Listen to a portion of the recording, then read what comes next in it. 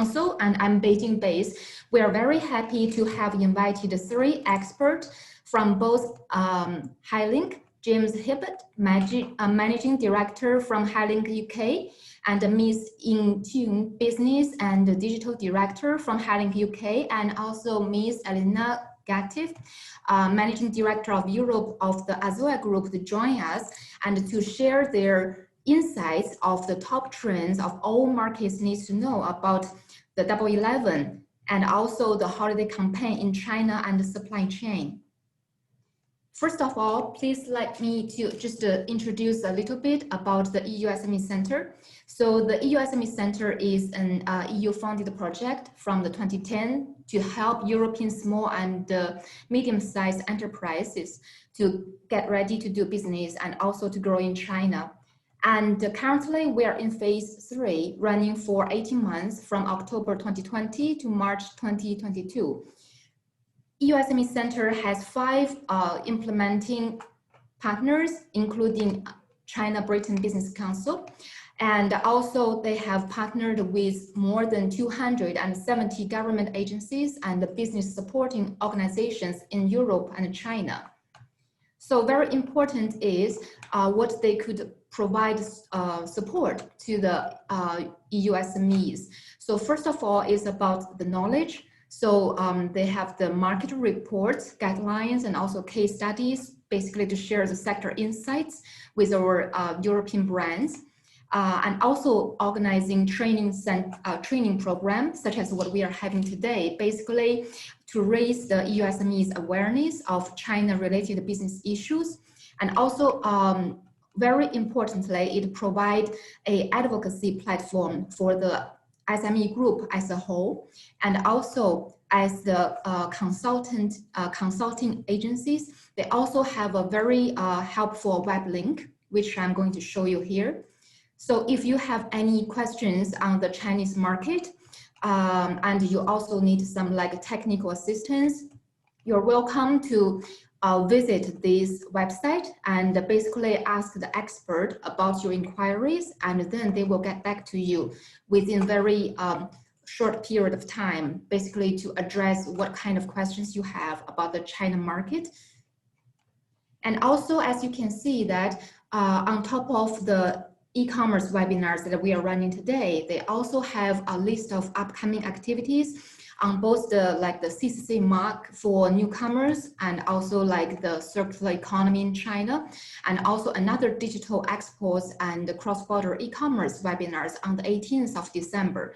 So feel free to register if this can be of any interest to you. And I would like to introduce a bit about our organization, the China Britain Business Council. So as you can see, we highlighted the 3 A's, so advice, analysis, and also access. We are the national business network and the membership organization promoting the trade and the investment with China since 1954. And also we have been acting as the independent voice of business, engaging across both countries and also in all of the, say, major sectors and also regions. So take the sectors that I'm leading, for example. So I lead the consumer team from China, which covers both retail and e-commerce, food and drink, creative and sports. So we could also support you on this consumer research and also to help you identify reliable partners, either through the virtual trade missions or through like offline client meetings. And from the B2C perspective, we have also launched our new initiatives, which is called the UK Super Brand Day. So it is basically in the form of live streaming, which could help you to increase the brand awareness and also to generate some quick sales from the China consumer market. So also please notice that at the end of the webinar session today, we will invite you to provide your feedback, and also you could say take a few moments to basically scan the QR code and provide your feedback, which will help us to do it better in the future. Okay, so now let's please invite James to from Highlink UK to present their insights and also the top trends about the 2020 Double 11, the Singles Day. Over to you, James.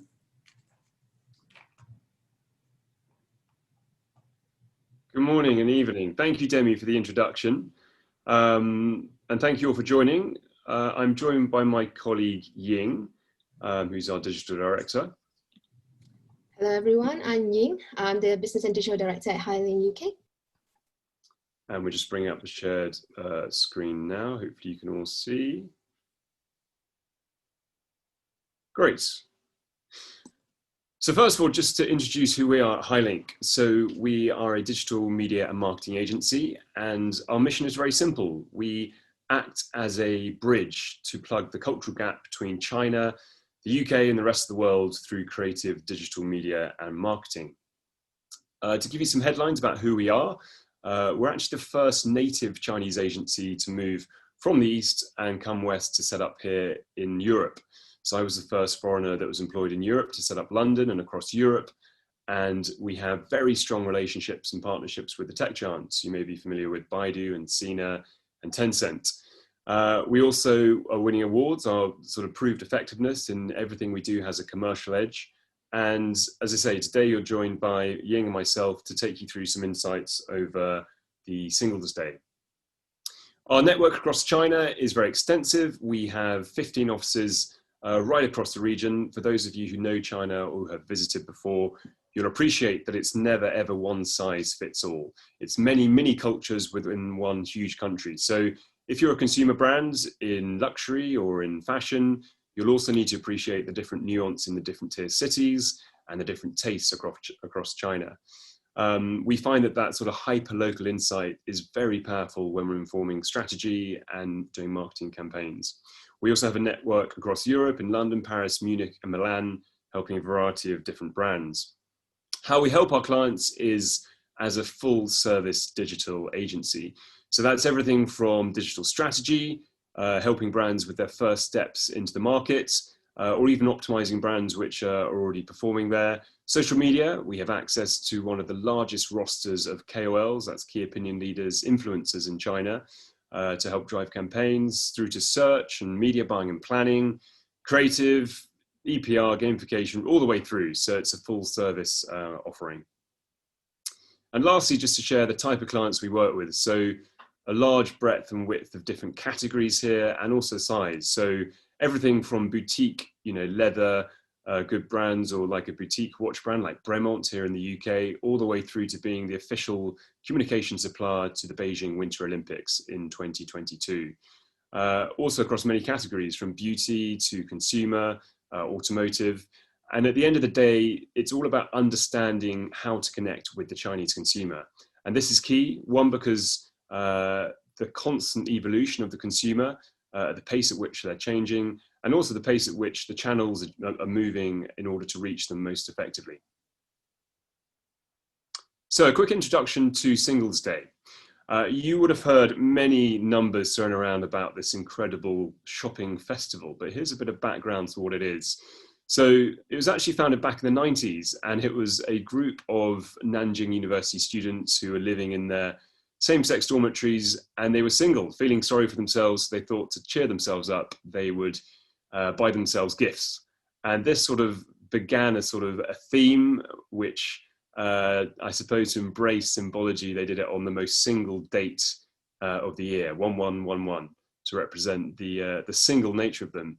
Now, Jack Ma, who's pictured here, has always been very commercially savvy. His group, Alibaba, sort of embraced this shopping event to commercialize it and make it into what it is today. And it's become the world's largest shopping festival. And there's many stats and figures that we could share with you to impress you, but I think this graph sums it up ideally. From a decade ago, the growth has been staggering. I mean, this last shopping festival on 11/11 ranked in $74.1 billion in the gross merchandise value, the GMV.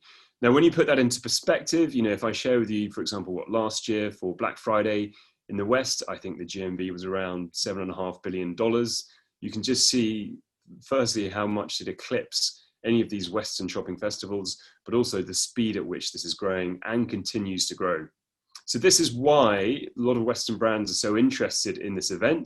This is why you're probably tuned in today, and to really understand how best you can tap into the Chinese consumer to sell product to them or to optimize what you're currently doing. Now, there are some themes that we've picked up on in this last shopping festival, and there's 7 things we're going to share with you today, and I'll hand over to Ying to start us off. In fact, I'll share some last stats on Singles Day before I do, to paint a bigger picture of it. So yeah, I mean, there's a quarter of a million brands who actually participated in it. If you imagine, over 340 of those brands actually surpassed $15 million in transactions in just 35 minutes.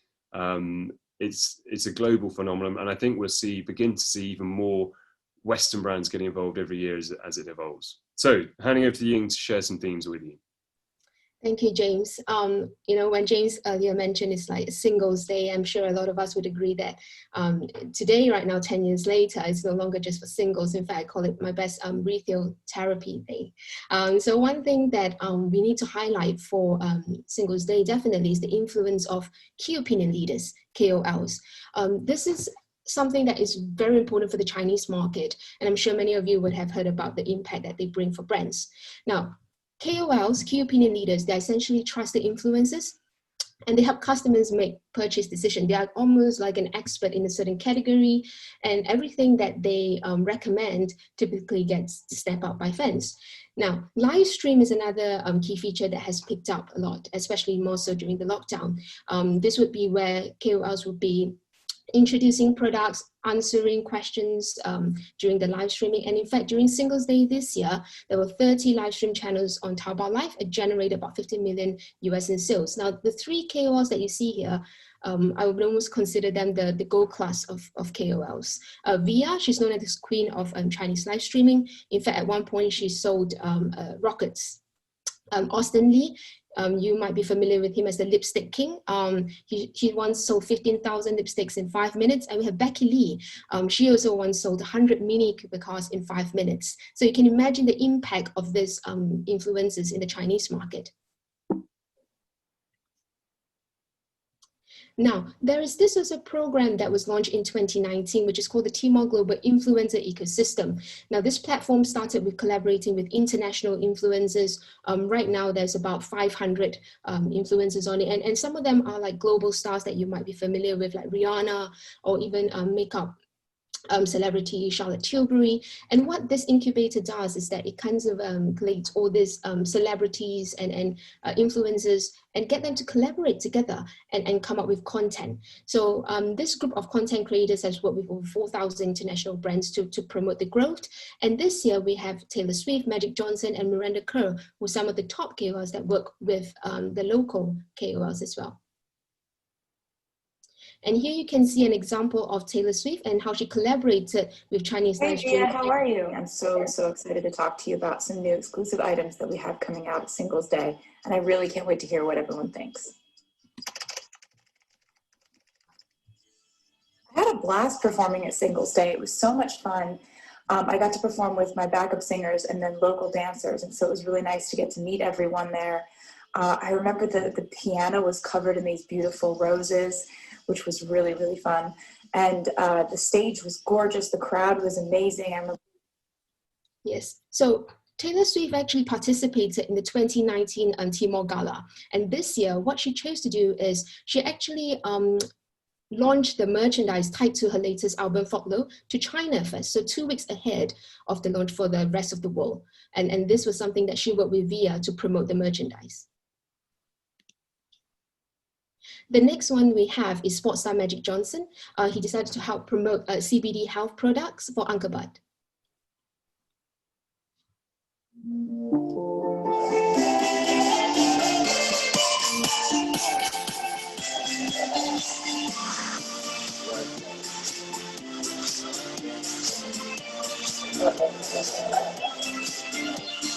Me live streaming right now in China, I'm loving that. And look who I'm hanging out with. Look who I'm hanging out with in the back, see? So Magic, obviously you're known for basketball and baseball. Congratulations, by the way, on Lakers and Dodgers. So what are you doing here today? Well, it's great for me to be here with T-Mall, and when I think about the Global Walk of Fame and Double 11, and, you know, to represent Uncle Buzz and be a part of the company that's growing, that has so many incredible products. Uncle Buzz has really been doing a fantastic job in the United States. Over 15,000 retailers. This just exploded here. You're a successful and inspiring businessman. Why did you decide to partner so closely with Uncle Buzz? Yeah, so you can see here how he's also interacting with the live streamers, answering their questions, and then everyone who's watching the live stream can ask questions and he would address them real time. In the next case study, we have Miranda Kerr. There we go. And she worked with Chinese KOL Sherry. Sherry has about 3.7 million fans on her platform. And in this case, she's working with Miranda Kerr to promote Miranda's own skincare line. Ni hao, it's Double 11 time, and this year Cora Organics has some really amazing offers for everyone. We have 10% off our entire range, with some products 50% off. This year we have introduced 2 really special bundles containing our most popular products. The Love 2 mask set contains the turmeric brightening and exfoliating mask and the Noni Glow sleeping mask in 30ml sizes. Speaking about glow, we have the Instant Facial Glow on the Go set, which contains the turmeric mask, 30ml, and everybody's favorite, the Noni Glow face oil in 10ml. Best of all, anybody who spends over 750 RMB will receive this beautiful heart-shaped beauty bag as a gift. We have limited quantities of these bags, so get in quick. I hope everyone is having a wonderful time and enjoy these deals. Happy Double 11. Yeah, so you can see how in this year, it's no longer just inviting a celebrity to come and perform. They are actually working with local KOLs in collaboration to help to elevate the brand status further. Ni hao, it's Double. All right, so one thing we want to highlight here is a key summary, a key takeaway here is partnership with KOLs and opportunity for foreign brands to build trust with Chinese consumers. Now, there are a lot of international ambassadors, a spokesperson that the brands can leverage if they are already a spokesperson for them in the local market, because they may have some traction with the Chinese audience. And here you can see a chart. How do you get information about new luxury brand? Mainly a lot of consumers will go e-commerce, look at reviews, but they also do look a lot at celebrity and sponsorship. So with that, we also talk a little bit through about how do you actually do branding through digital. A lot of people are concerned, like, is live streaming the right approach for us? Is using, how do I make sure I choose the right KOLs? Now let's look through some case studies and some examples. But before that, we want to also talk about the live stream component. Now, there are pros and cons for luxury brands when it comes to doing live streaming. Of course, for pros, especially if you work with the right KOL, it does help to sell products very quickly, because that's the objective of the KOL. They're trying to push for the sales.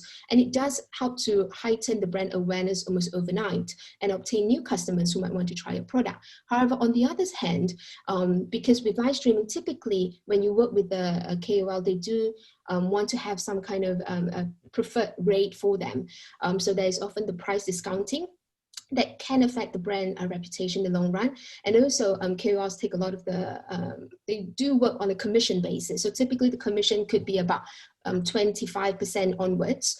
The sales can also be too steep in terms of the promotional price and can harm the long-term sales. So therefore, during Singles Day this year, a lot of luxury brands, instead of trying to look too much at discounting through live streaming sales, they decide to embrace a lot more of the branding element. And here are some case studies I can look at.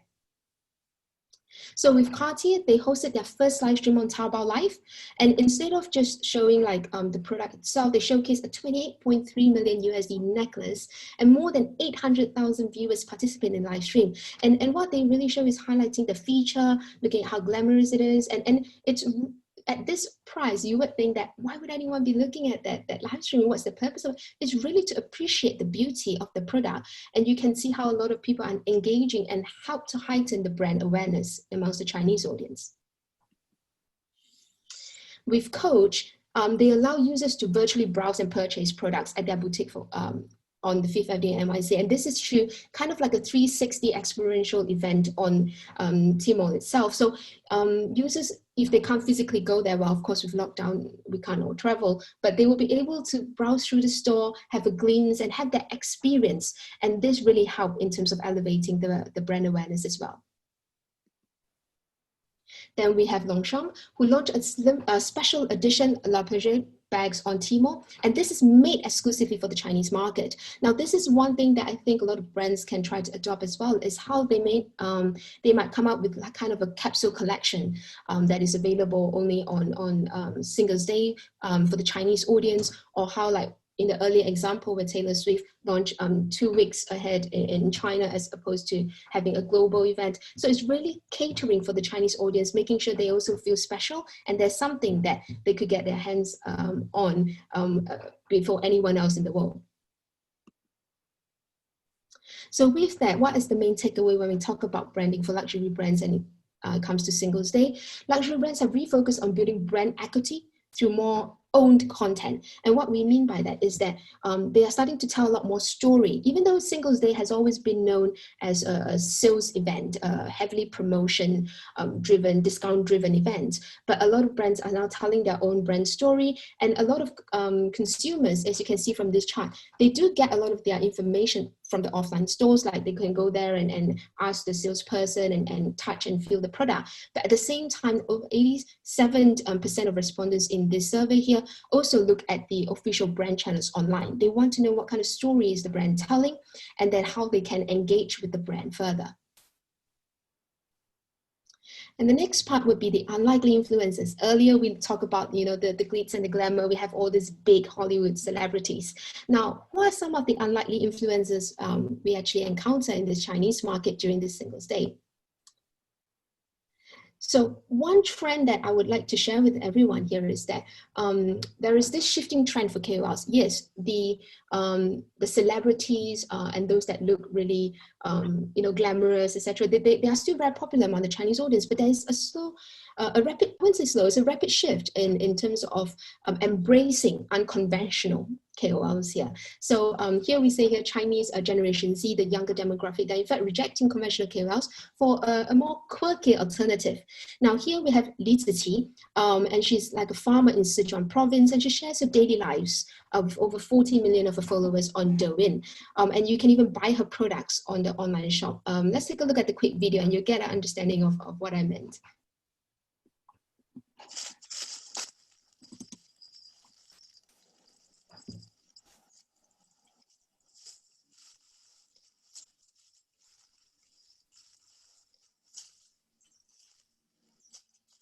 So throughout the video, she actually doesn't speak, she doesn't say anything, but what viewers get to experience is a glimpse of her life, and then how she actually prepares stuff, you know, how she does her farming, her agriculture. It's a very rural lifestyle, and in fact, some viewers actually feel it's quite therapeutic to watch what she's doing, because it's just kind of like detaching yourself away from the hustle and bustle of a city life. And she's also having her own YouTube channel as well, and she has a global influence, in fact, at this point. Yeah, thank you, James. Other rating KOL here is Guo Laoshi. Now, from the snapshot here, you can see she doesn't depict like the whole like beauty and glamour kind of KOLs that one might be familiar with. But in fact, she has a combined followers of 13 million across Weibo, across Douyin, which is the TikTok equivalent. She is known for her unfiltered behavior. So for 1 second, she could be eating something and then burping and then going hysterical in seconds. So she has a very candid kind of persona, and followers just love to watch her and see, you know, what surprise she might just come out in the next second. So during the Singles Day, there was definitely a lot of push for the agriculture side of things. Now, this also led to before Singles Day, of course, we knew about the coronavirus outbreak. So a lot of traditional supply chain have been disrupted. Farmers and a lot of other industry trade leaders have been looking for innovative way to kind of how to push out their products to consumers. And in February, Taobao opened its first food live stream channel. It's already 41 million followers. And within 3 days of live streamings, we can see here that farmers have already sold 50 million kilograms of products. In fact, in this screenshot, this is actually the mayor of Sanya, which is a city on Hainan Island. And he appeared on Taobao live stream to promote the local produce. And in fact, when he did this live stream, because he came across very authentic, you know, he's the mayor of Sanya, he's a good representative to say about, you know, the climate there, you know, how fresh the produce are. In fact, during the live streaming, he had 25,000 views and over 30,000 kilograms of fruit sold out in 2 minutes. In the next slide, we can see here on the Singles Day live streaming, and this an elderly lady, she made giant pancakes, is the one in the middle, to showcase her company's corn flour. So this is not like your mainstream, you know, or high street brands. In fact, they are very domestic brands, and most of them are farmers living in rural areas, and they will be leveraging across different platforms to kind of talk about the products they're selling. And this is where really tapping into that impact of Singles Day, knowing that a lot of people are looking for something new to try or looking to spend and having that bit of retail therapy like myself, and they will be willing to spend during this day. So another key theme that has emerged is sustainability and going green. So I think this is particularly relevant obviously in the West, and actually in recent years, China actually has faced criticism for Singles Day because it's generated so much waste. When you imagine, you know, $30 billion worth of gifts and presents being delivered across China, all of that packaging, what happens to it? I think what is most impressive is how quickly the China agenda has adjusted to that. So in recent years, Alibaba has put a lot of investment behind green initiatives, and you're seeing other companies embrace this too. Here's actually a Go Green initiative we wanted to share with you, encouraging the consumers to incentivize them to recycle their packaging.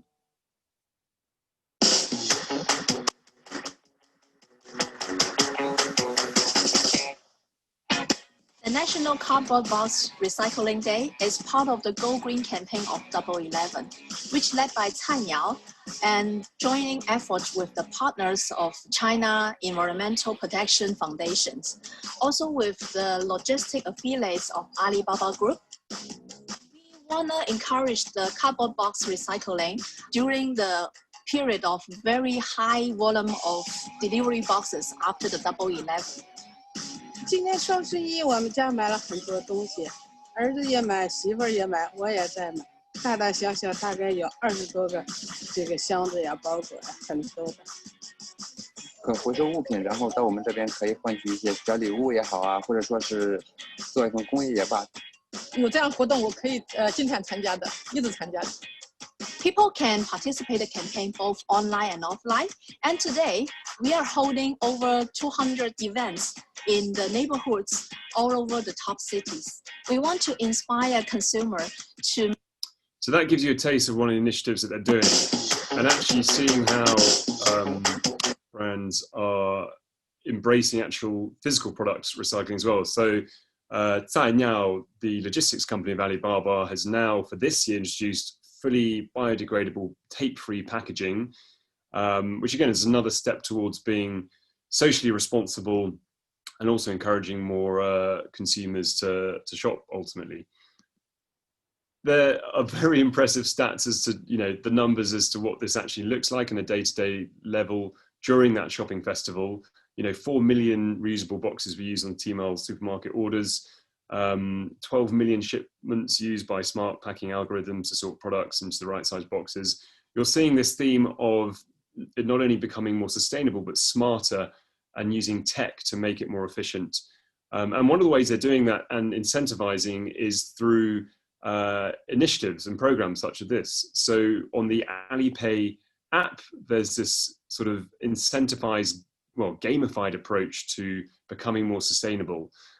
So what you can see here is on the Alipay homepage, you can find this feature where you basically can join in for a sustainable effort. So if you're recycling, and you can gain sort of points. You can then choose where you spend those points on what initiative. So here's an example of where you can use those points that you've bought products from to purify a beach, or clean up have a clean up project, or save the turtles. So this is a really interesting theme that we see across not only sustainable agendas, but many brands use what we call gamification, where you're making an interaction or an initiative playful and fun. So it increases the shareability factor of this initiative. And also you're doing you're doing good in this instance. We're also seeing brands have a far more acute responsibility when it comes to CSR. So we saw some data before saying 75% of consumers see how CSR does influence their purchase decisions. We've seen brands react to that. L'Oreal this year saying they're going to be decreasing their plastic in their packaging, and also Nestle saying how they're going to support the Alibaba Tainhua recycling stations. Now, powering all of this and everything that Ying's also talked about today is AI, and how this makes systems more efficient, and particularly for brands, how they can, personalize content, how they can, have one-on-one support and video content, which is all fully personalized. So a brand here, Maybelline, hosted a mini program where there was segments of the program that could be tailored to you, so they can be serving up very relevant content. I think, as the years go by, we'll see more and more smart AI informing how brands will interact with consumers. And this is one example of that. We also see that from the other side, from the logistics end. So here we have an anchor from Tmall, who actually acts as your sort of AI assistant, answering all your questions. And then the back end to that of having really smart services to deliver your products timely and efficiently. We just see this improving at an incredible rate every year.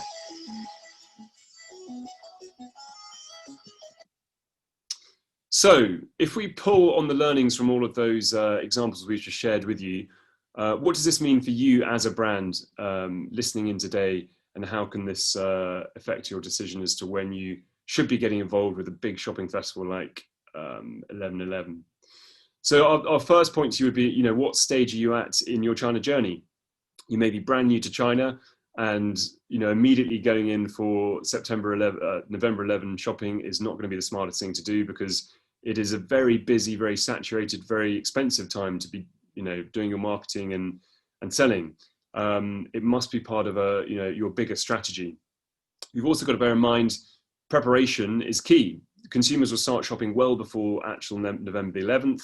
And actually some brands and our clients rely on this one shopping festival as their only window to make revenue throughout the whole year, or other key festivals throughout the year.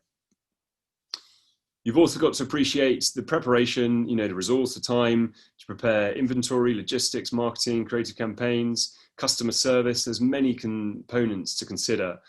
So if you are a smaller brand going in your first step into China, we would probably recommend there's some other festivals throughout the year which would be better first to focus on. In addition, it's also important to be mindful of, what kind of stock do you still have left in the warehouse, because there will be a spike in sales. So the last thing you want is for consumers to complain that, you're out of stock, or that, they have to wait for back orders, etc. So yeah, just be mindful of that. And next, brands should also be in contact with Tmall and the TP to ensure the e-commerce functionality is flawless. For example, if you already have a TP partner, do talk to them, find out what are the activities they can help to promote, making sure the whole Alipay system is flawless, and to ensure a seamless customer experience. Another thing to bear in mind, given that earlier we keep talking about how it's a heavily discounted sales event, it could also be an opportunity to push product that you might want consumers to have a try or a sample of, especially if you're a relatively new brand to the market. Consumers at this stage, during this day, are more open and experimental in the sense, because they want to kind of have one day where they buy a lot of products. So this could be an opportunity for you to allow them to try your product for the first time. And the last thing is, as James mentioned earlier, make sure the customer service is fully equipped to handle any incoming inquiries. Chinese consumers are very accustomed to ask a lot of questions, whether it comes to sizing, when will I receive the order, do this come in other colors, etc. And making sure that you will have the customer service in hand to respond timely. You would have seen earlier when we shared examples of KOLs and influencers that you can be engaging with. Those are, big star names. But bear in mind, if you're a smaller brand, there's plenty of smaller grassroots influencers who you can be leveraging to have the desired sales effects. And actually, as the shopping festival becomes a global phenomenon, it won't be too long before I think we see, European farmers being there, live streaming their produce and telling their stories, and it becoming a truly global shopping festival. Alibaba constantly, launches initiatives to get more brands involved. Here's an example for international brands where they promoted the competition to sign up and an opportunity to showcase your products. These are examples of like boutique and mum baby wellness products as another way to go global as your first sort of pitching entry into the China market. So we've covered a lot there. I was just going to share with you as we wrap up 2 little nuggets of Chinese culture. We are living in unprecedented times at the moment, and you may have come across this expression before, but the Chinese word for crisis composes of 2 characters, Wei and Ji, and together forms crisis, but individually it's the character for danger and for opportunity. And I think this encapsulates beautifully the Chinese approach to, seeing an opportunity and driving hard when it's there. Yes, this is a global pandemic, but there's huge opportunities to be had, and China is demonstrating that through, continuing to grow and being a marketplace for global brands. And lastly, just to share with you this proverb, which when I first started at Highlink, my founder, Mr. Su, shared with me. Be not afraid of going slowly, be afraid of only standing still. I think this demonstrates the pace at which China is moving, and you can see that from the innovation and the growth at which it is achieving. And, to be a part of that, you need to be in the game. So if you have any questions about how you can get involved with a shopping festival like 11/11, feel free to get in touch. Here's our contact detail on WeChat. You can scan the QR code, and we'll happily help your brand grow in China. Thank you. Thank you. Thank you so much, James and Ying, for your wonderful presentation. I think it's really very interesting to see that this year how the live streaming has playing an ever increasingly role in the e-commerce shopping festival, and also when you mentioned like the Go Green, that more and more say consumers, they have this increasing awareness of how the brands should also say take more social responsibilities, and they feel like they really respect the China market, so they can say have some localized marketing strategies to make a success here. So thank you so much, and we have received some questions, but we will go back to you after the next presentation. So now let's please invite Elena, the Managing Director of Europe for Azoya, to give us her insights about the holiday campaign in China and also the supply chain. Over to you. Thank you. Thank you, Demi, for the introduction. Thank you, everybody, for joining today. I hope everybody can see. I'm very excited to be here today and very much looking forward to provide you with some key learnings from our day-to-day work in order for you to make the most out of your holiday sales in China. Please give me a time to make a short introduction of myself and of my company, so that also who's talking to you today. I'm Elena. I'm Italian, so born and grown up in Italy. I spent the last 20 years of my life in Germany. Actually, I'm currently living in Sydney, in Australia. Today it was a really hot day. So I moved to Australia actually short before the pandemic started. It was not really my plan to stay here longer, but well, now I'm here. There are worse places in the world. So I'll definitely stay here until all this pandemic has finished. I started working for Azoya in 2014. I am managing director for the Azoya Group in Europe since 2018. China and its culture and its history has always been a big passion of mine. In the moment, I'm focusing on cross-border e-commerce, and what I'm doing is helping brands and retailers from overseas navigating through that jungle, which is cross-border e-commerce to China, and helping them to make this journey as clear and as smooth as possible. At Soya, it's my company. A company I'm working for has been established in 2013. This is the year when the cross-border e-commerce rules came out from the Chinese government. Atso is a Chinese company, it's a Shenzhen-based. So we have our headquarters in Shenzhen and we have operation in Chengdu.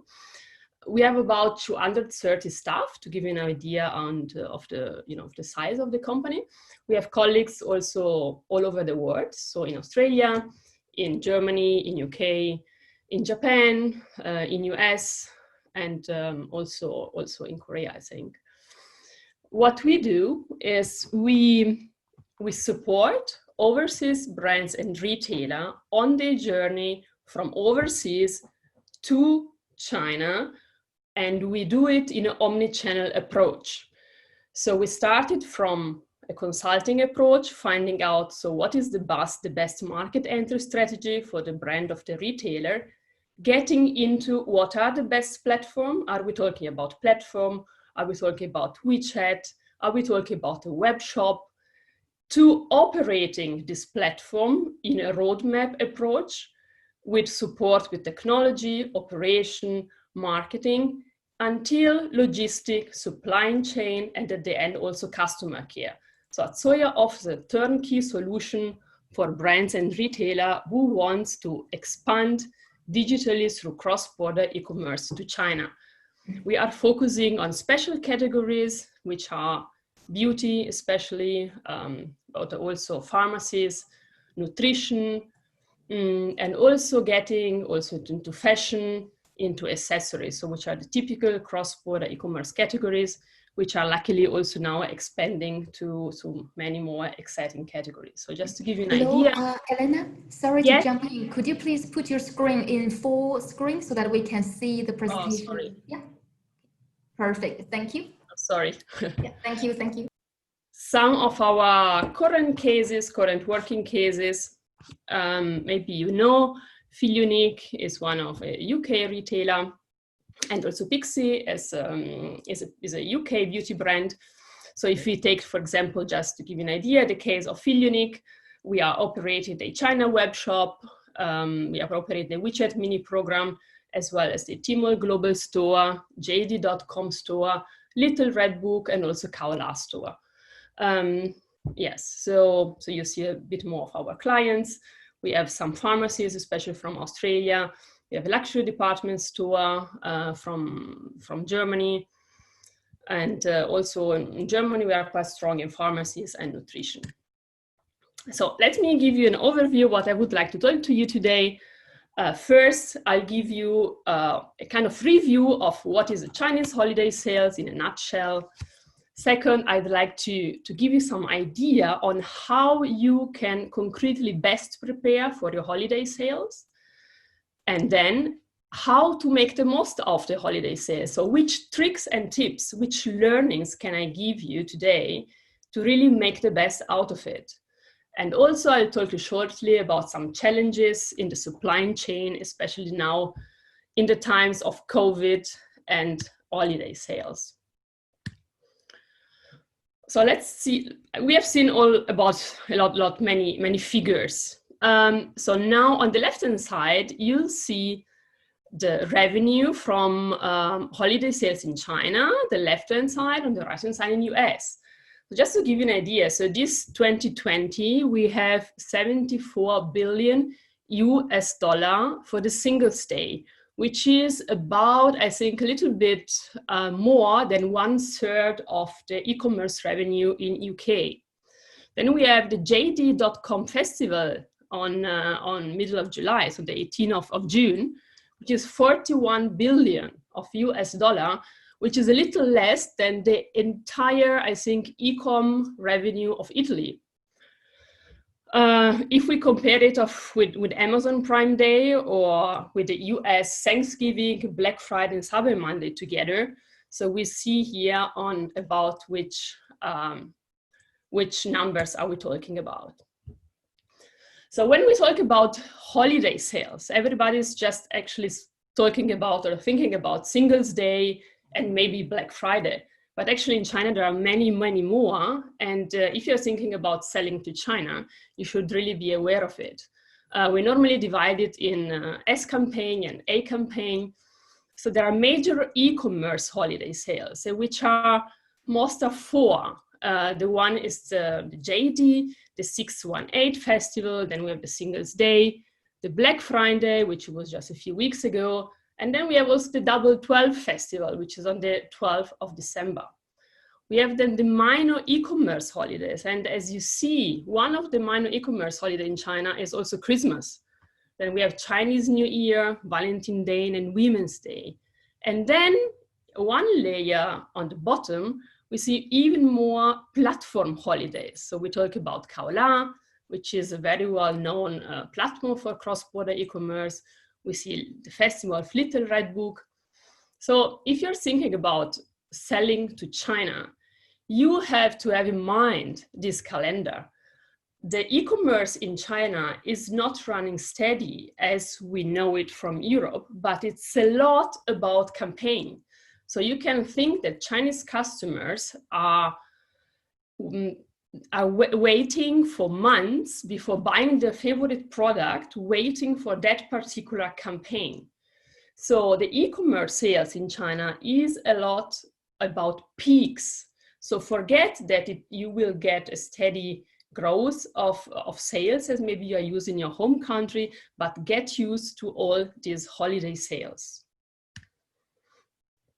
So this one, what we realized in the last years by working with cross-border e-commerce with brands, international brands, is that of course the Singles Day is the mother of all holiday sales, as everybody knows, but many are forgetting Black Friday in China. We realized that the Black Friday in China, it's a kind of the Singles Day for cross-border e-commerce. So if you're thinking about selling to China, don't forget the Black Friday. And why? Our experience shows that in the Black Friday, you have a very interesting customer base, which is maybe smaller than the one you have during the Singles Day, but on the other side is maybe more educated on international products. There are this little nice customer base which probably already studied abroad or maybe has been abroad as a tourist. You have much less competition for advertising space on the marketplaces. You get easy advertising space at a probably better price, and you have much less logistic issues. So the logistics companies, they are not overloaded. So you will get a much better user experience for your customers. So don't forget Black Friday if you're wanting to sell to China. Just to give you an example, this is Fragrance Net, one of our clients. We had a big increase on Singles Day in sales, but a very similar increase on Black Friday. And especially for Black Friday, which we almost call as a Singles Day from cross-border e-commerce, the category of mom and beauty, beauty and cosmetics, mom and baby, and health and nutrition, they are the ones we should really take care of and also look at this particular holiday sales. So what's happening today? We heard a lot of many trends, and also in the next trend I would like to talk to you about is there's a lot of competition from local brands in the moment. So we realize that the competition for local brands is heating up. Why? Chinese brands, they offer a very good value for a very good price. And on the other side, they can also, they're very good in localizing. They, in these jungles of platform and of apps and of, so many different possibilities to sell, they know the market and they know where they are playing. And so that they are quick and they do it very well in reaching the customer. On the other side, foreign brands are winning because they are trustworthy, because they offer quality and they offer premium products. And as we can see from these numbers, the foreign brands demand, so the demand for foreign products is still very high. Look at the numbers, 31,000 foreign brands has participated into the Singles Day 2020, and just 2 years ago, it was just 19,000. So it's a big increase. We have this year 2,600 new overseas brands and 120 million of new products. The turnover of products from Tmall Global has increased by almost 50%. Especially interesting is the catering of wine and coffee. So the import of wine, imported wine sales were up to 400%, and of coffee even more, to 90%. So if you are a foreign brand wanting to sell to China, especially now in COVID time, what we realized, the demand of Chinese customer for foreign products has extremely increased, especially if we talk about luxury. Why? Well, that's quite easy to know. They cannot travel anymore. So they are not here in our city center in Munich, in London, and in Sydney, buying in the big luxury stores. But of course, they still want the products, so they are still searching now in China for this particular product. So we realize in our day-to-day that the increase of demand from Chinese customers towards international brands has extremely increased during this COVID time.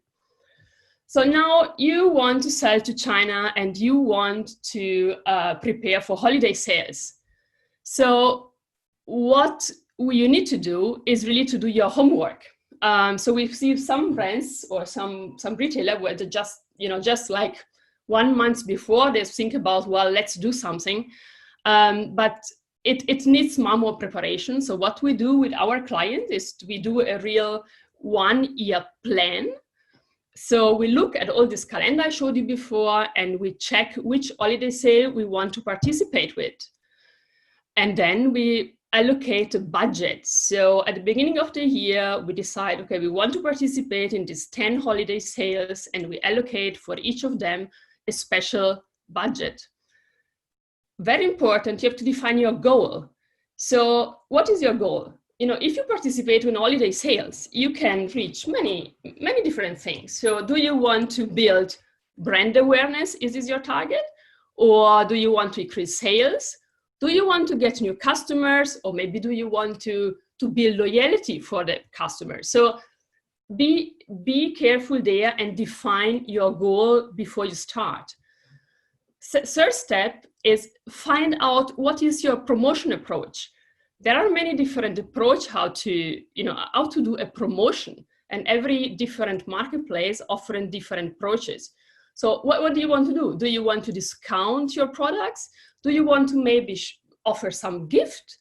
Do you want to encourage a lot of purchase or bulk purchase? Do you want to give some discount for the first time? So decide in advance and fix what is the approach.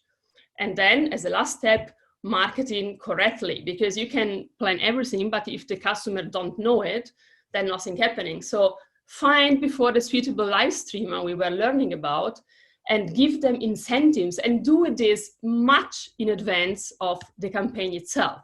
So now I don't want to go into the details, but you will receive the documents. So this is how we plan a campaign. It starts already 2 to 3 months before the actual campaign. Why? Because you have to prepare for the marketing and the logistic, and because you want to apply for some platform promotion. Then there's the type of gearing up where maybe you are starting cooperating KOL, you're starting to do some branding, which happens before the campaign. And then when the time is going there, when we are just 1 week pre-order, or maybe 2 weeks, start giving out, like not the hot items. So start giving up products which are maybe not so asked for. Ask the customer for a deposit for the final sales day. And just 1 week prior, ramp up the marketing campaign, take KOL to get customers' attention. And on the big day, then you launch your biggest promotions, you track your sales, and you monitor your customer service, and you take care of all the logistic issues. So very important, plan exactly when and what to do before the campaign starts. Very important for me is, many people don't know it, but the marketplaces, the major marketplaces, they offer free traffic. It means you have to apply 2 months in advance before starting the campaign for free advertisement. So for example, JD or Tmall Global, they can put you, your shop and your brand, for example, on the category page or on the home page. Of course, they don't do it exactly for free, but they want you to offer a very steep discount of something really very special in order to qualify. But it's actually a very good way to get a lot of awareness through free advertisement from the platform. Also, I don't want to go into details, but be creative. What we see a lot, consider partnership, focus on exclusivity, and be creative. If you look at all this holiday campaign here, Chinese New Year, Valentine's Day, Women's Day, what are they in common? In common is that actually the consumer, they are looking for gifts, they are looking for presents. And if consumers are looking for presents, actually they are not so price sensitive. So focus on this special campaign and think about who are buying for whom. Consider special, for example, special gift. And as we learned already, launch holidays limited edition.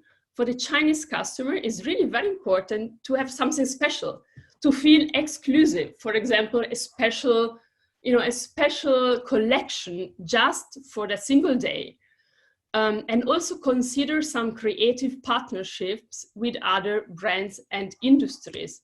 For example, here I found this very interesting example, the beauty brand. It's an organic beauty brand cooperated with the toy maker Pop Mart. It's very popular toy maker at the moment in China. And it's like a cooperation with from our Western perspective, it's like, what does a beauty brand has to do with the toy maker? But they together sent out a limited edition before the Singles Day. Also, this is our client. This is Ludwig Beck. What they do really good. They are luxury, so they are selling. It's a retailer, luxury retailer. They are selling actually very high-level products, and because it's not possible really to discount them, what they do and what we do together with them is to offer gifts, to offer presents, to offer little samples. So, for example, for the purchase of any full-size perfume, we offer 3 samples of Le Labo. Also here, also an example from our Ludwig Beck. The brand Jo Malone and La Mer launched a Christmas calendar, and on the side of Ludwig Beck, this Christmas calendar has been sold out in a few hours. So this is my my suggestion to you: think out of the box, be creative, think about partnership. Think about offering something special, and think that Chinese customer, they want to have something exclusive. We heard already a lot about live streaming. That's why also I want to get into details here. Just make an idea. The 2 top live streaming hosts, Huya and Austerlee, generated in a few hours $1.2 billion. I mean, you have to think about it. 2 person generated in a few hours $1.2 billion. Now, if you see on the right-hand side, there are the 6 platforms which features e-commerce live streaming features. The most popular is probably Taobao Live.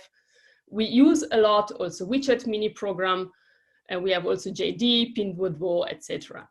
So if you want to launch a live stream campaign, well, how you do it, how you start. So there are basically 3 main ways. The first way is to cooperate with live streamers. The second way is you build up your brand's live streaming channels, for example, on WeChat. And if you are a brand which is not yet very well known in China, you could also think about to partner with retailers which have already a good follower base and they have already their own live streaming in China as well. Also, few numbers on the live stream, which for me is always very fascinating. So we have here the two top on Taibo Live. Austerlee is the lipstick kings. So in the week, in the 2 weeks, October 21 to November 11, we have a total sale of $2.4 billion just from these two persons here. You see on the right-hand side, we have the Lipstick King live streaming in Taobao, on Taobao in Shanghai. Maybe you know also the story that Austin, within a few minutes, destroyed the last lipstick collection of Hermes, saying they were not really fitting for the Chinese taste. So this is to make you understand the power of live streaming in China. I would like to give you some example of our of some brands and what we are doing, and then how how we help them and how they can make their way to China. As I said at the beginning, it's everything about omnichannel. So there is not one metrics to China. There is not one fits all solution. So this is Pixie. It's a UK beauty brand. It started beginning of 2019 in China with a very low brand awareness and of course not much trust from Chinese customers because it's a new brand. It made it on top 10 on Tmall Global during the Double 12 in 2019. And how they did it? Well, what they did really good is they really focused on China. China was on their major focus, and they started building up a lot of brand awareness. It's everything about brand awareness and brand awareness. And what they used, they did influencer marketing through WeChat and Little Red Book, starting actually in the middle of 2019. So they were activating users. They were encouraging users to post user-generating content, especially on WeChat, and get them engaged. On the second step, they cooperated with Austerlee on Double 12 and exposed the brand on to more than 7 million followers during the live streaming. And on that, they're building some trust, some fame, and of course, they increased during this campaign a lot of products rated. What they are doing, so during the Singles Day 2020, they did 4-hour live streaming every day. So it means they are invested a massive amount of money and time in building up their brand awareness through live streaming, through their own live streaming channel. So it gradually increased, and it's especially here, they really established their own brand's live streaming channel on Tmall. What very interesting here during the Singles Day 2020, what they did, they leveraged very promotional rules to different customers. So for example, you see here in the middle, it's an offer of 10% only for the ones that are staying up until 2 a.m. On the right-hand side, they are giving some discount only for larger orders. Or maybe on the left-hand side, just a special box only for the ones looking at live streaming. So just to give you an idea, differentiate, do something exclusive, and and take care of your customers and engage them, and don't get them let bored. So I think I still have 5 minutes. So also very interesting, maybe not all of them know what we are using now. It's a lot of WeChat work. WeChat work, everybody knows WeChat work. So WeChat realized, well, actually WeChat is more like a personal app. Everybody is using it for work. So they decided to launch the WeChat work, and with that you can engage your customers. So you you can do WeChat groups as you do in WeChat, but actually for the customers and for the followers of your brands. And engaging them in an active way, it's really, it's a great way to, to increase brand awareness. What we are doing for Pharmacy Online, it's an Australian pharmacy. The challenge they had is they had actually good numbers of followers on the WeChat official account, but not much social engagement. So we decided that the purpose of the holiday sales campaign should be to increase engagement and offering something special to some loyal customers. And we were using actually WeChat for work, engaging them and sharing with them coupon on WeChat work and encouraging them to share the coupons with their friends. So we made it, so Pharmacy Online made it to increase the follower base to 25% during Black Friday. And as you see here, it's at no cost. I mean, the cost of the person, of course, sitting there and engaging with them, but there's no ad cost or promotion cost here in this campaign. So now, just a few words about supply chain. So what I would like to tell you is that we realize many times that everything is planned and everything is there in place and the products are there and the KOL is there and everything looks good. And then just for a small issues, little problem, and the complete holiday sale is being jeopardized. Why? Because one of the main problem is actually inventory.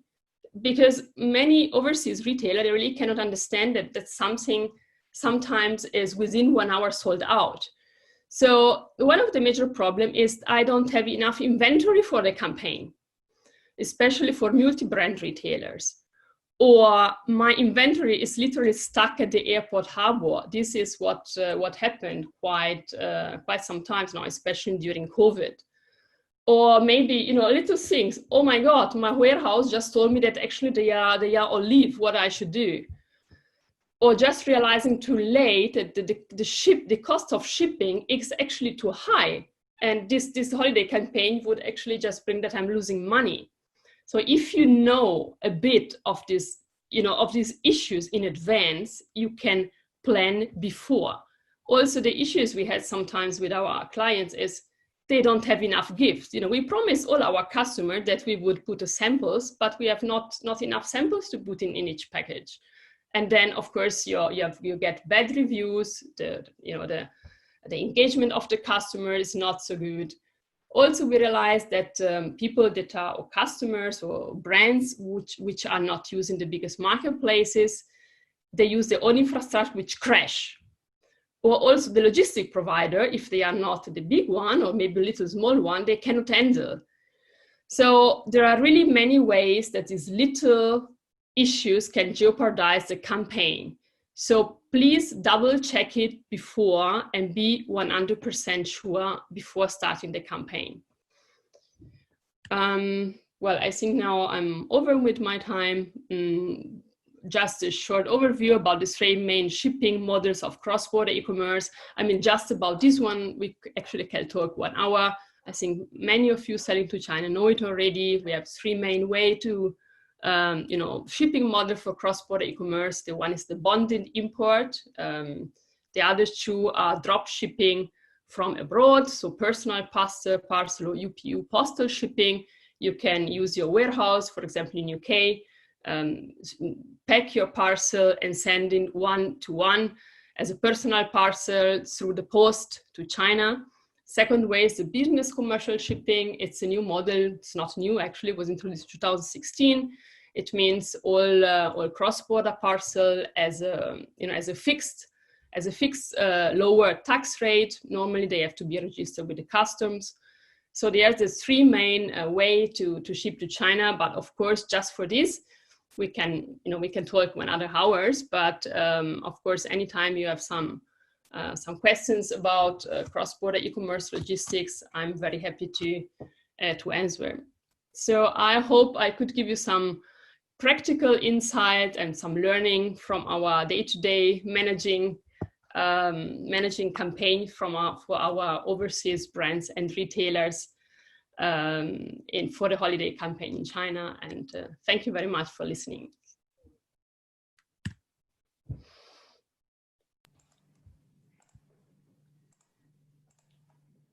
Thank you so much, Elena, for the presentation. And definitely people all know about the Double 11 and also the mid-year 618 campaign, but also it's very important for them to have this overview of, all of the important holidays that they can actually take as the opportunity basically to raise their brand awareness, and some of them may be more vertical, such as like the Women's Day, probably more for the mother and the baby, and the beauty skincare, and the others, Father's Day and Mother's Day, more like family or homey gifts will be, seeing a sharp increase during that kind of, special occasions. So definitely very valuable insights from Azoya's side. So now I would like to encourage our audience to engage with our speakers. If you have any questions, please use the Q&A button to leave your questions.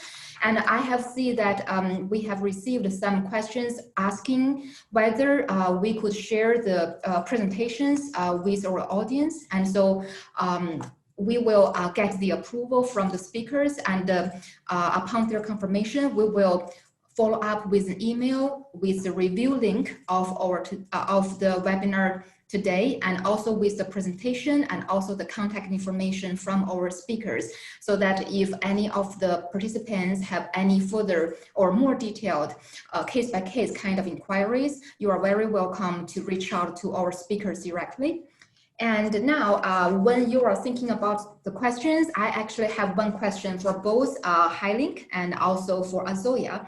So I noticed that you both have been working with very high profile and also small SME brands. And so what kind of suggestions you would like to give to those, say, European brands when they are working with their China partners, be it like a digital marketing agency or distributors or KOL, KOCs? James, perhaps if you could go first. Thank you. Absolutely. I think for any brand that is new to China, those partnerships locally on the ground are so very important. There's actually a word, guanxi, which means relationships in China, and that face-to-face value of the relationship is, I would say, even more important than a piece of paper you sign a contract on. So I would always encourage people to get on a plane and go out there and build those relationships. Obviously in the pandemic, that's very difficult to do at the moment. So using digital to initiate those conversations and build those partnerships is a good start. You can be speaking to partners like, the EU SME Center and CBBC and partners like ourselves today who have presence on the ground there is really important. But it's about understanding probably the category of brand you have, and then understanding what case studies they have in that category to prove that they've actually got a track record in helping ultimately to commercially grow your brand in China. Also bear in mind the speed and the pace at which things change there. You need to be having that local insight because channels change and platforms change, innovations, consumer tastes change across different tier cities. And it's usually our clients, their biggest challenge is keeping up with that pace of change compared to the West, which is a far more conservative market.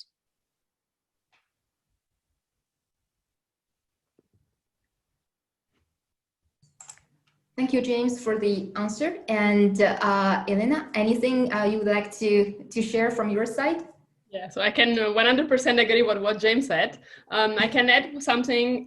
So once you have done your homework and your research, and once you have chosen a partner, then also please trust the partner, because the issue we see many times is that the way of doing business and of marketing in China is very different from the West, and it's sometimes difficult for the Western partner to understand that doing something completely different can also be right.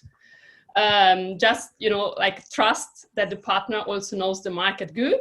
And also, of course, explain your point of view from a Western brand to the partner. So a lot of communication, quick communication, use WeChat, use Chinese media to communicate, which takes quick, and give also trust that the partner in China knows the market better.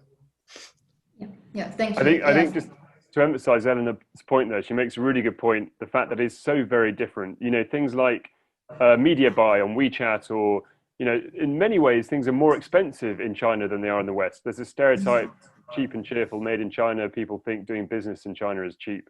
It's a very sophisticated consumer market now, and you need to take that market as seriously as you would, say, entering America or another European country. Yeah, absolutely. Actually, we also have been preparing the brands by saying, you know, they don't say underestimate the kind of hard costs they need to invest if they want to choose the online channel, because now actually the online traffic and also how they can do a successful digital marketing campaign also, you know, could require quite some heavy upfront investment, and also they need to really watch the outcome to make sure that it justify, you know, their expected like return on their investment. And also, Ying, would you like to share some of your thoughts on this? I think Elena and James covered that pretty much, but I do agree with the fact that China's changes very rapidly. So don't assume that, you know, always keep up with the research, understand what are the changes, what are the new innovation. All the tech platforms are coming up with something new. And if you were to say, oh, I'll do this in 12 months' time, whatever you're planning right now might already be outdated by then. So just do your due diligence and trust your partners. Yeah, absolutely. I think actually something shared by our speakers today is like establish the trust, or that this kind of very professional but also emotional bond, so that, you know, you have to feel related with your Chinese, say, partners and also the brands. So with the trust, and then it's easier, you know, to basically either mapping the strategy or execution, you know, of certain campaigns will definitely make things easier. And also I see that we receive a question from Erica. It's kind of like UK related, so I may address this to James. So she mentioned that it looks like more and more international celebrities have joined the grand promotional event on 11/11 every year, and it is now become an iconic date that representing the purchasing power of China. So do you think the Western countries, for example, the United Kingdom, could duplicate or partial use the model of Double 11 to drive their internal economic growth? So what do you think, James? Yeah, Erica, I think this is a really good question. And I like the fact that you're thinking big. I think in the last few years, there's two things which has made the world become smaller. That would be travel and digital. And the pandemic has put a pause on travel, and digital is becoming, you know, at an ever increasing rate, more influential and bring the world closer together. So, you know, China is really pioneering in this, and we've just seen some of the innovation they're doing, for example, live streaming and AI, and there's a lot the West can learn.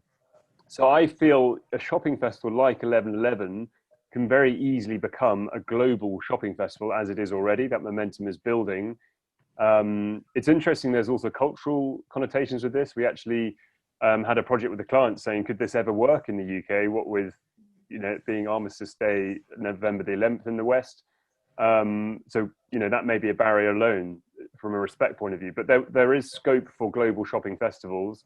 And the same way we've seen, you know, farmers now live streaming in China, there's no reason why, you know, your local producer down the road in Norfolk raising pigs could then also be selling to the Chinese just as easily as if you were in China. Don't forget, China is still the fastest growing consumer market in the world, and that consumption, that spend is increasing. So it's not going anywhere. We need to be able to tap into that. Yep. Thank you, James. And I hope that answers your question, Erica. So also another question that actually we have been received from quite a few clients are that some of them are very cautious about the cost, so they are thinking about localizing their production here in China, but also in the other way that they have this concern about whether the made in China label could kind of damage or decrease like the international brand's DNA as being, you know, 100% imported. Will that lose the, say, the appealing to the Chinese consumer market? Or now you have witnessed, you know, this kind of trend that as long as it is like a good value for money and actually where it's being made is kind of getting less and less noticed. Perhaps we can go with Elena with this question. Thank you. Very interesting question. So this is what we are also experiencing. We are also experiencing some brands thinking about localizing, thinking about producing in China. Interesting question. So like in 5-6 years ago, I would have said, well, it needs to be made in. It needs to be made in Italy, it needs to be made in Germany or made in Europe. This is the value. So now what we are going to realize that this fact of made in is losing a bit the importance, not much, but at least it's not enough anymore. So if you want to enter China, it's not enough that you are made in China, made in Italy, but you have really to enter in a good way the market, to plan your budget, to invest, to know the market, to localize. So I would say if you do all the rest well, if you plan your budget well, if you have if you know how to navigate the market and the jungle, and you still have your international brands, then it should not be a killing issue, the made in China, as long as your brand and the headquarter is still overseas and all the rest is okay. Okay, thank you, Elena. And also, Ian, do you find that this is like a concern from some of the clients that you are working with from the UK or other international markets? Yes, I would definitely echo what Elena said as well. I think in the past, people do want to see that it's imported, it's international, but we have also seen the rising trend of domestic brands. Like Perfect Diary, Shendoa, etc. So there's a lot of brands that are made in China, and Chinese are snapping it up. They love that the brand is telling the right story and engaging with them. So I think for international brand, yes, you may have this rich heritage and craftsmanship, play out that story. But at the same time, if it's made in China, what other story can you elevate to make sure that the Chinese consumer can resonate with you? I think Ying's absolutely right. It is all about the storytelling at the end of the day.